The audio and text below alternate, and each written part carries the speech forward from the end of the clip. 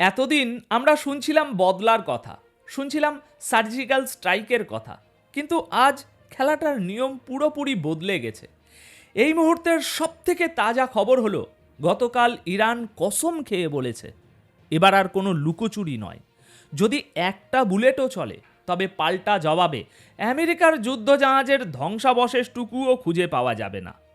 মানে এতদিন যেটাকে আমরা লুকোচুরি যুদ্ধ বা শ্যাডো ওয়ার বলছিলাম, সেটা এখন পর্দার আড়াল থেকে বেরিয়ে সরাসরি স্টেজে চলে এসেছে। সব মিলিয়ে বারুদের স্তূপে আগুন লাগাটা এখন সম্ভবত সময়ের অপেক্ষা মাত্র। আমরা এতদিন ভাবছিলাম কূটনৈতিক আলোচনা বা ব্যাক চ্যানেল টক হয়তো পরিস্থিতি সামলে দেবে, কিন্তু আজকের এই প্রতিবেদনে আমি আপনাদের প্রমাণ করে দেব কেন সেই আশাটা এখন দুরাশা মনে হচ্ছে। আজকের ভিডিওটা খুব মনোযোগ দিয়ে দেখবেন। আজকের প্রথম এবং সবচেয়ে বড় ব্রেকিং, ইরান অফিসিয়ালি ঘোষণা করেছে যে তাদের উপর যে কোনো ধরনের হামলা, তা সে ছোট হোক বা বড়, সেটাকে টোটাল ওয়ার বা সর্বাত্মক যুদ্ধ হিসাবে গণ্য করা হবে। এই ঘোষণা কেন সামরিক সমীকরণ বদলে দিচ্ছে তা জানাবো।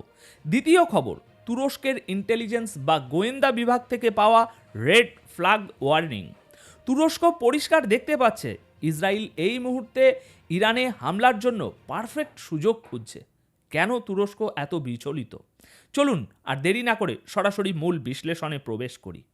দেখুন, এতদিন আন্তর্জাতিক রাজনীতিতে একটা অলিখিত নিয়ম ছিল, যাকে আমরা বলি প্রপোর্শনেট রেসপন্স। মানে হলো, আপনি আমাকে একটা ড্রোন মারলে আমি আপনাকে একটা ড্রোন মারব, আপনি আমার অ্যাম্বাসিতে হামলা করলে আমি আপনার অ্যাম্বাসিতে হামলা করব। এটাকে বলা হয় ম্যানেজ কনফ্লিক্ট।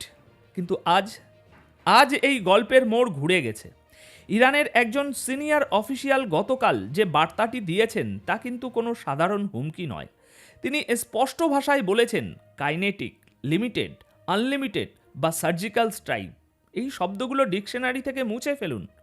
এর মানে কি জানেন? এর মানে হলো, আমেরিকা বা ইসরায়েল যদি ভাবে যে তারা ইরানের কোনো নির্দিষ্ট একটা এলাকায় বা নিউক্লিয়ার সাইটে ছোট একটা হামলা করে বলবে আমরা শুধু ওইটুকুই করতে চেয়েছিলাম, যুদ্ধ চাই না, তাহলে তারা ভুল ভাবছে। ইরান আজ পরিষ্কার করে দিয়েছে, যে কোনো আক্রমণ, তা যত ছোটই হোক না কেন, সেটাকে তারা অল আউট ওয়ার বা পূর্ণাঙ্গ যুদ্ধ হিসাবেই ট্রিট করবে। ইরান এটাও বলেছে যে এই যুদ্ধের জবাব এমন হবে যা পৃথিবী আগে কখনো দেখেনি। আমেরিকার রণতরী বা ইসরায়েলের মিলিটারি বেস, কোনো কিছুই তাদের টার্গেটের বাইরে থাকবে না। দেখুন, ইরানের মতো একটি দেশ যার কাছে হাজার হাজার ব্যালিস্টিক মিসাইল মাটির নিচে সাজানো আছে, তারা যখন টোটাল ওয়ারের কথা বলে তখন সেটাকে হালকাভাবে নেওয়ার কোনো সুযোগ নেই। ইরানি অফিসিয়ালরা দাবি করছেন তারা আজ সেই 12 দিনের যুদ্ধের সময়ের চেয়েও অনেক বেশি শক্তিশালী অবস্থানে আছেন। তাদের আঙুল এখন ট্রিগারে, বা বলা ভালো ঘোড়ায় চড়ে বসে আছে। এখন প্রশ্ন হলো, কেন হঠাৎ এই চরমপন্থা? খেয়াল করুন ডোনাল্ড ট্রাম্পের সাম্প্রতিক মুভমেন্ট। ট্রাম্প স্পষ্ট হুমকি দিয়েছেন যে ইউএস মিলিটারি শিপস ইরানের দিকে এগোচ্ছে। তিনি বলেছেন, ইরান যদি তাদের নিউক্লিয়ার বা মিসাইল প্রোগ্রামে কাজ চালিয়ে যায় তবে আরও বড় স্ট্রাইক আসছে। ঠিক এই হুমকির জবাবেই ইরানের রেভলিউশনারি গার্ড বা আইআরজিসির এই কাউন্টার থ্রেট। আইআরজিসির বক্তব্য অত্যন্ত পরিষ্কার, সৈয়দ আয়াতুল্লাহ আলী খামিনির নির্দেশে যে কোনো অ্যাকশানের রিয়াকশান হবে তাৎক্ষণিক এবং পূর্ণ শক্তিতে। তারা বলছে, আমেরিকা বা ইসরায়েল যদি কোনো মিসক্যালকুলেশন বা ভুল হিসেব কষে তবে তার মাসুল হবে ভয়াবহ। এখানে একটা বিষয় খুব ইন্টারেস্টিং, এবারের পরিস্থিতি কিন্তু ভিন্ন। কেন জানেন? কারণ অল আউট ওয়ার শব্দটা এর আগে ইরান কখনো অফিসিয়ালি ব্যবহার করেনি। অর্থাৎ ইরান এখন ডিফেন্সিভ মোড থেকে সরে অফেন্সিভ ডিটারেন্সে চলে গেছে। তারা বোঝাতে চাইছে আমাদের হারাবার কিছু নেই, কিন্তু তোমরা যদি আমাদের গায়ে হাত দাও তবে তোমাদের পুরো অঞ্চল আমরা জ্বালিয়ে দেব। এটা কি শুধুই ব্লফ বা ফাঁকা আওয়াজ?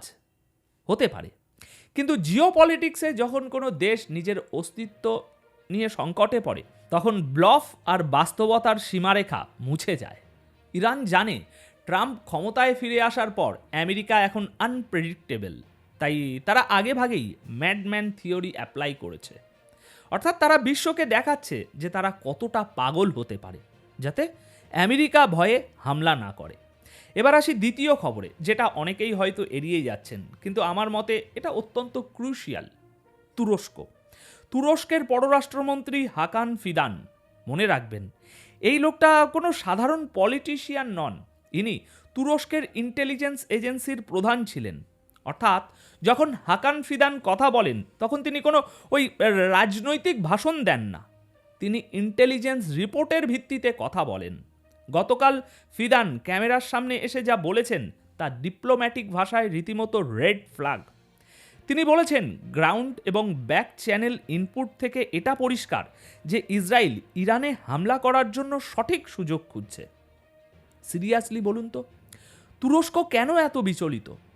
তুরস্ক ন্যাটোর সদস্য, আবার একই সাথে মুসলিম বিশ্বের একটি শক্তিশালী দেশ। তারা খুব ভালো করেই জানে যদি ইসরায়েল ইরানে হামলা চালায় এবং ইরান তার অল আউট ওয়ার ডক্টরিন বাস্তবায়ন করে, তবে এই আগুন শুধু তেহরান বা তেলাবিবে সীমাবদ্ধ থাকবে না। এই আগুন সিরিয়া, ইরাক হয়ে তুরস্কের বর্ডার পর্যন্ত পৌঁছাবে। দেখুন, নেতানিয়াহু জানেন যুদ্ধ যত দীর্ঘস্থায়ী হবে তার ক্ষমতা তত পাকাপোক্ত হবে, আর ইরানকে যুদ্ধে টেনে আনতে পারলেই আমেরিকা বাধ্য হয়েই ইসরায়েলের পাশে দাঁড়াতে হবে। তুরস্ক এই পুরো ডেভেলপমেন্টকে ক্লোজলি মনিটর করছে, কারণ তারা জানে এই অঞ্চলে নতুন কোনো ফ্রন্ট বা যুদ্ধের ময়দান তৈরি হওয়া মানে তুরস্কের অর্থনীতি এবং নিরাপত্তার উপর বড় আঘাত আসবে। হাকান ফিদানের এই সতর্কতা আসলে বিশ্ববাসীকে জাগিয়ে দেওয়ার চেষ্টা যে ইসরায়েল বসে নেই।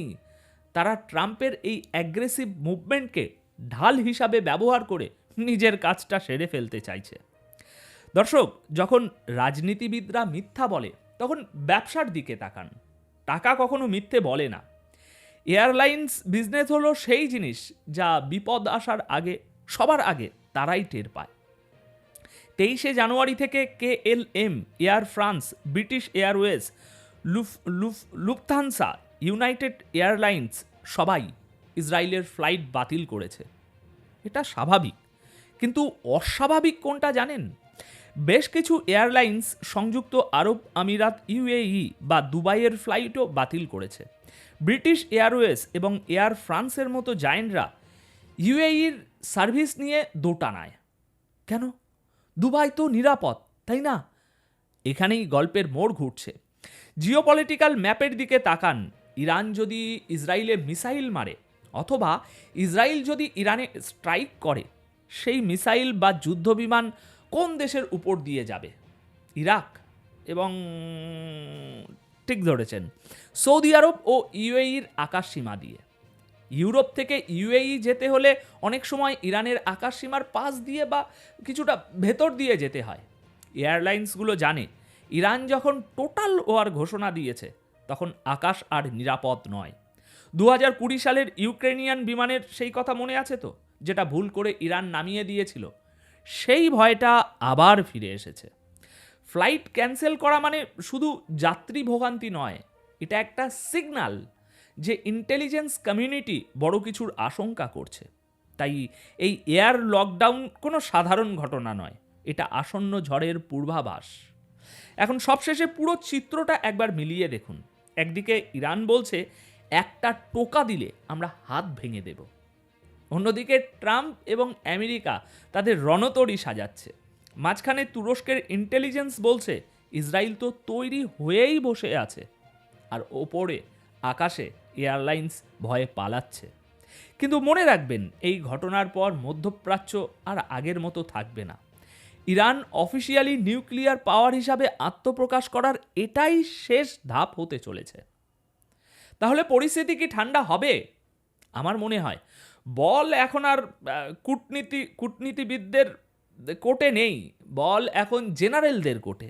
আর জেনারেলরা যখন সিদ্ধান্ত নেয় তখন তো রক্ত ঝরবেই।